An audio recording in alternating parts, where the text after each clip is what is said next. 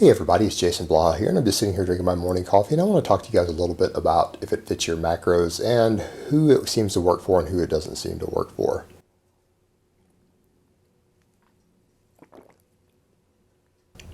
Alright, I want to state up front, as I always have to state, there is no such thing as a perfect diet that works for everyone, particularly for fat loss, for a whole host of reasons that ranging from hormonal response to genetics to primarily diet adherence. And diet adherence is again based upon satiety, psychological factors, shifts in hunger, shifts in blood sugar, leptin level. There's a lot of factors involved with dietary adherence.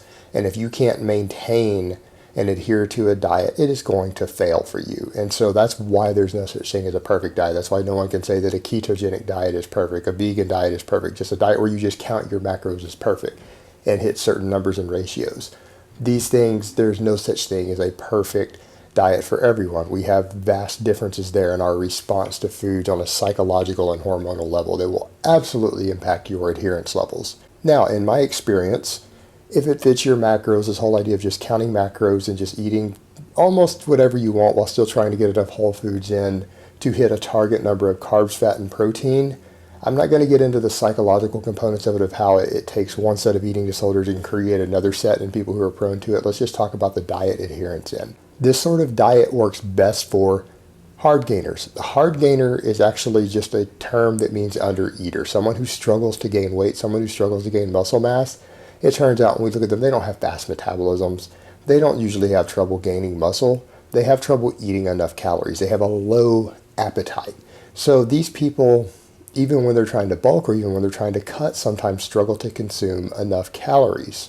By giving them tremendous flexibility in their food choices, these people prefer more palatable foods. They're able to consume more, particularly low satiety foods. And in some cases, some of these guys need so many calories when they're training hard and due to their active lifestyle and everything combined with a low appetite that even when they're cutting, sometimes they need a little bit of what we would call junk food or low satiety foods. Junk food could best be described as any food that's low satiety, that's either low in protein or low in fiber. So if it doesn't have a fair amount of protein or fiber in it, we could count it as junk food. That's a pretty decent scientific explanation or definition of it. They need some of that in order to get enough food in to hit their numbers that they're trying to reach. For everyone else, however, this is problematic. You've got to remember about a third of people are hard gainers out there who are training, and so there's a big market for the if it fits your macros. For everyone else, guys like me who are the easy gainer, I can't get away with that. If I were to go on a 2,500 calorie a day diet, and I were to try to eat 2,000 calories of, chicken and broccoli, that's not really going to fill me up. I really need that extra 500 calories to find something to keep me full and keep me satiated. If I were to spend it on Pop-Tarts or ice cream, I'm going to go to bed really hungry that night. Then I'm going to be cranky and moody and lethargic because I'm going to be so busy thinking about how hungry I am all the time. I can't thrive on that type of diet. There are a lot of people like me.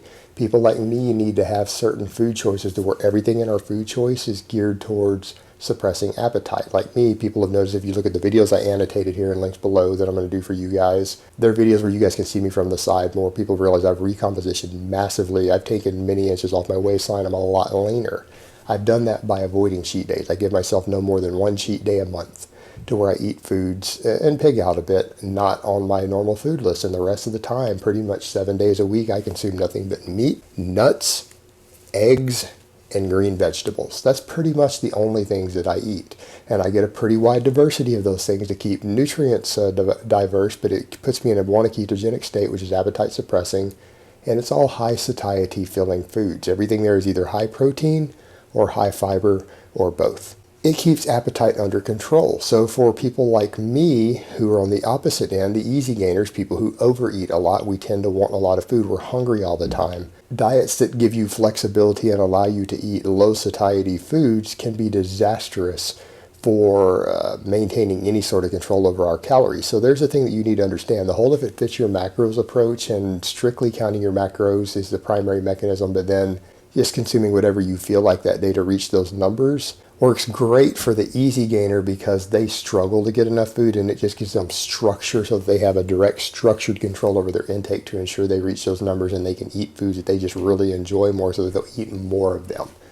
Whereas in for other people who struggle with appetite, which is again most Americans at this point, if you look at the obesity problem, Consuming a whole lot of low satiety foods, or many of them at all, is going to make us hungry, or it's going to tend to push us in the other direction. It's going to make it far more difficult to adhere to the diet. So it really depends on the type of person that you are as to whether the whole flexible dieting, or if it fits your macros approach, is going to work. All right, guys, but that's really all I have to say on that today. I hope it's been informative, and I will talk to you guys next time.